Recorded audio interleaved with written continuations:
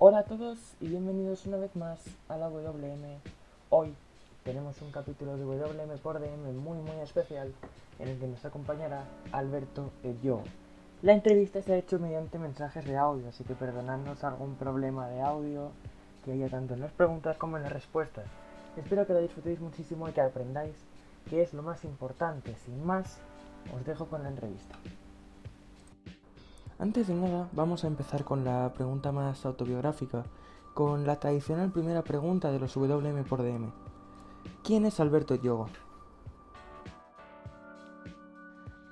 Alberto Lloco es alguien que se dedica a la comunicación futbolística desde hace ya unos 7 u 8 años. Había sido futbolista semiprofesional en equipos de segunda B y tercera. Digamos que el talento, la calidad o la exigencia no estuve al nivel, con lo cual tuve que reciclarme y encontré acomodo para seguir viviendo del fútbol en la parcela más comunicativa y analítica, ¿no? En 2011 empecé a trabajar con Axel Torres, que fue seguramente la persona que me guió y que me acompañó en este proceso, y hasta hoy he estado trabajando en diferentes medios como Bein Sports, como Movistar, como Gol Televisión, Radio Marca, etcétera, etcétera, con lo cual contento, ¿no?, por poder continuar con mi trayectoria ligada al fútbol, aunque no sea desde los terrenos de juego, así que ese soy yo. En cuanto a lo laboral, a lo puramente analítico, en cuanto a lo futbolístico, ¿cómo crees que te ayuda, qué puntos de vista te aporta el haber sido exfutbolista? Creo que haber sido futbolista te aporta una visión diferente porque te ayuda a entender qué es lo que está pasando por la cabeza o por las piernas del futbolista. Yo no digo que para comentar partidos sea obligatorio haber jugado, pero sí que digo que haber jugado te ofrece una visión extra, ¿no? Te ayuda a entender cuando a un jugador le está costando atacar una zona determinada, cuando a un jugador le está costando seguramente pues estar fino en el control o en el pase, como esas vivencias ya las has digamos, sentido en tu etapa como jugador, aunque en mi caso de mucho menor nivel, digamos que puedes ofrecerle al espectador cuál es el sentimiento que está, digamos, invadiendo el espíritu de cada futbolista. Así que creo que ese es seguramente el mayor valor que puede ofrecer alguien que ha jugado al fútbol anteriormente. ¿Cómo entra el fútbol en tu vida, Alberto? Y desde entonces, ¿qué es el fútbol para ti?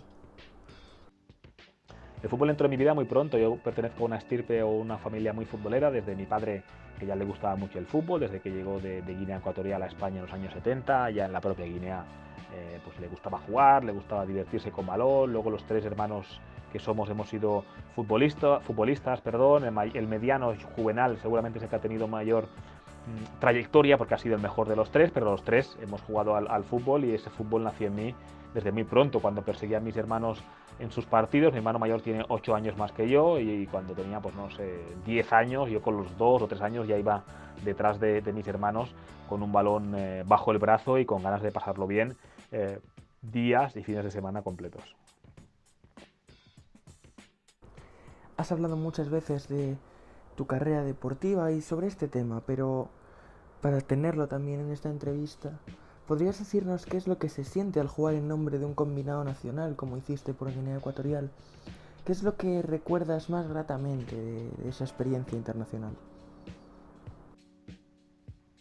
Bueno, la selección nacional, jugar con la selección nacional es algo extra, es decir, los equipos van y vienen, tú puedes cambiar de equipo, puedes salir, puedes entrar, puede haber cambios, pero defender el escudo de un país es algo más. Sí que es verdad que cuando juegas con la selección de tu país, o al menos ese fue mi caso, entiendes que eso no es un partido normal, sino que es prácticamente una misión de Estado, ¿no? Es decir, estás representando a todo un Estado o a todo un país, por lo tanto eso te ayuda, es una presión positiva, ¿no? Te ayuda a correr más, a saltar más alto, a hacer más esfuerzos, y creo que eso es importante resaltarlo porque cuando juegas con la selección, digamos que tú das un plus, das un extra, porque no juegas para tu equipo, no juegas por un salario, por una nómina, sino que juegas para hacer feliz a toda una nación, ¿no? Y eso seguramente sea el cambio más importante. Suenan los himnos de un país y cuando el himno de la FIFA suena en megafonía, tú ya automáticamente cambias del chip y te vas directamente pues, a ofrecer tu mejor versión para defender a tu país.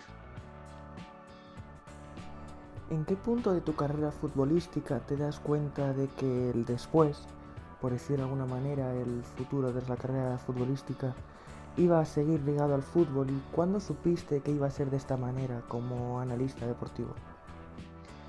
Bueno, hay un momento en 2010 donde los emolumentos futbolísticos empiezan a bajar. Yo también estaba algo estancado en tercera división, por lo tanto no podía digamos, dar un paso más al frente. Hubo también una crisis económica que hizo que los salarios se redujeran y yo con 26 me di cuenta de que nunca iba a ser un superfutbolista. Por tanto, decidí acabar mis estudios, empezar a trabajar, empezar en el mundo empresarial, que es mi faceta secundaria, y como te decía antes, en 2011-2012 Axel Torres me llama, empiezo a hacer programas, empiezo a hacer colaboraciones, se me dan bien y sigo en esa línea, digamos, hasta el día de hoy. Eso debe ser en 2011, 2012 y en 2014, 2015 de un salto definitivo cuando la Bein Sports llegó a España para ser analista en su canal. Indomable es un libro especial, es una joya imprescindible en cualquier colección o biblioteca deportiva. ¿Cómo nace este libro? ¿Cómo nace Indomable? ¿Y cómo es la experiencia de escribir un libro así? Indomable es el libro que a mí me hubiera gustado leer, pero que nadie ha escrito. Por lo tanto, tuve que escribirlo yo mismo. Todo nace de la idea de escribir un libro sobre mis vivencias como futbolista, digamos, semiprofesional, que nunca llegó a la élite pues por falta de calidad o de nivel o de competitividad, como quieras llamarlo, ¿no? Y sí que es verdad que empecé a escribirlo, a redactarlo allá por 2016 o algo así, pero luego empecé un proyecto nuevo y lo dejé a medias, y cuando lo retomé me di cuenta de que lo realmente importante en mis vivencias no son mis partidos en tercera división, sino que son mis experiencias en África con la selección nacional de Guinea Ecuatorial, ¿no? Que es el país de mi padre y el cual he podido defender. Dicho esto, me quedé con esas historias mías propias de esas experiencias en África y le fui añadiendo, digamos, como cebo o como anzuelo, historias del fútbol africano relacionadas con grandes figuras, es decir, aprovecharme de George Weah, de Didier Drogba, de Samuel Eto'o, de Roger Milla, incluso de Nelson Mandela, es decir, trascendiendo a lo puramente futbolístico para explicar historias sobre el continente negro, ¿no? Así surgió la idea de hacer el libro, así surgió digamos, la tarea de documentación, de ver documentales, de ver películas, de seguir las informaciones de medios locales, de traducciones de manuscritos antiguos, y a partir de aquí pues fui construyendo la historia, ¿no? Los episodios que conforman Indomable, Cuadernos de Fútbol Africano. Para mí es una grandísima experiencia, es de las experiencias más enriquecedoras que he tenido en mi vida, porque me ha permitido conocer mucho más, ¿no? Del continente del cual soy originario, y evidentemente me ha ayudado a entender mucho mejor desde la perspectiva africana el porqué, el cómo de muchas cosas que hoy en día digamos, tienen su eco en nuestro día a día. Como futbolista, ¿cuál es tu mejor recuerdo? Y por contra, ¿cuál es el peor? Mi mejor recuerdo como futbolista está, digamos, ligado a la selección de Guinea. Es una eliminatoria que jugamos en Madagascar, es una eliminatoria, la primera fase para el Mundial de Brasil 2014. Nos toca jugar contra Madagascar ese día. Y bueno, en el partido de vuelta tuvimos un viaje muy accidentado, donde tuvimos que hacer escala en Angola, en Zambia, muchas horas en aeropuerto, muchas horas metidos en un avión, y conseguimos llegar a Antananarivo, que es la capital de Madagascar, sobre la bocina, ¿no? Prácticamente a la hora de jugar el partido. Ese día jugué de titular Henri Michel, que era seleccionador en esa época de la selección de Guinea Ecuatorial, el preparador francés, en paz descanse, que había sido el entrenador de Platini, por ejemplo, en México 86 en la selección francesa. Me dio la oportunidad, me dio la alternativa, hizo un buen partido, superamos la eliminatoria y lo recuerdo con muchísima felicidad. Recuerdo el momento de llegar al vestuario, todos sentarnos, ¿no? Exhaustos por el partido y también evidentemente por el viaje previo, y la sensación que te invade de decir, wow, hemos hecho algo importante, ¿no? Y ese seguramente es el momento más feliz como futbolista. Y el peor ha sido una campaña en la cual yo estaba sin equipo en verano. Me llegó la oportunidad de jugar o hacer la pretemporada, mejor dicho, en el Tarrasa, en Segunda B, y el entrenador a última hora me dejó colgado, ¿no? En el día 31 de agosto, a falta de un minuto de cierre de mercado, el entrenador decidió que no contaba conmigo y ni siquiera fue capaz de decírmelo a la cara, sino que lo hizo a través de mi representante y ni siquiera me cogió el teléfono cuando le llamé, ¿no? Ese momento fue muy duro para mí porque me quedaba con 23 años sin equipo, digamos en un momento importantísimo en la carrera de un jugador, y que ya no solamente por el hecho de no ser elegido para ese puesto, sino sobre todo por la no comparecencia o el no dar la cara de ese entrenador, digamos que me dejó francamente decepcionado. Dejé de jugar 3 o 4 meses, me replanteé cuál era mi situación, finalmente volví, pero lo pasé francamente mal durante ese periodo de tiempo. Hace poco se puso en marcha el proyecto que compartes con Miguel Quintana, Adri Blanco y Darío MH, Mr. Underdog. ¿Qué es este proyecto? ¿Qué es Mr. Underdog? ¿A qué aspira?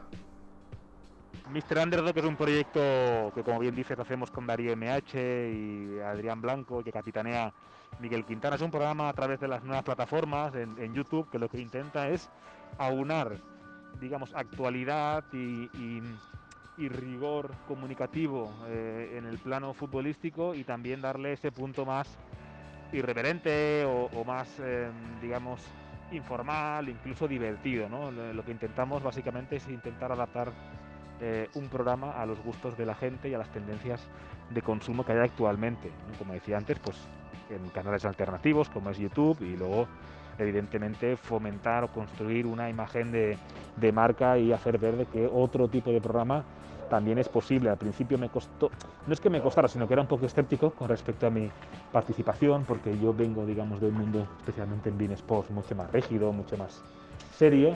Sin embargo, Mr. Underdog me está ayudando a soltarme más, a ser, digamos, estar más desinhibido, a ser más divertido, ¿no? Y eso me está gustando mucho. Estamos en el buen camino, está funcionando y evidentemente estoy contentísimo de participar en él.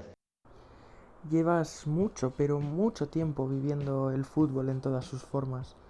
¿Qué es lo que más te gusta del fútbol en general y qué es lo que más te gusta del fútbol africano? Bueno, del fútbol lo que más me gusta es la competitividad, es decir, de cómo dos equipos, dos rivales se enfrentan, ¿no? Y de cómo se estudian, cómo se buscan sus puntos fuertes, sus puntos débiles, y a partir de aquí lo atacan, ¿no? Me gusta sobre todo una vez arranca el partido, una vez arranca el encuentro, cómo ambos equipos se van moldeando para pasar por encima del rival o para ser superiores, y eso es lo que más me gusta, la competitividad en sí. Puede ser un partido de Champions League o puede ser un partido de tercera división, ¿no? Siempre que haya competitividad, que haya un balón por medio y puntos en juego, digamos que eso es atractivo para mí. Y del fútbol africano me gusta la imprevisibilidad, ¿no? Que no valen las cábalas, no valen las previas, no valen los análisis anteriores, sino que lo importante en el fútbol africano es el aquí y ahora, ¿no? Ese talento, digamos, desinhibido, o ese talento sin grilletes ni rigideces, es lo que más me enamora del fútbol del continente negro. Sabemos que eres, o por lo menos para mi gusto y el de, bueno, varias personas que conozco, uno de los mejores comunicadores deportivos del panorama. Pero, ¿quiénes fueron tus primeras figuras en el mundo de la comunicación deportiva?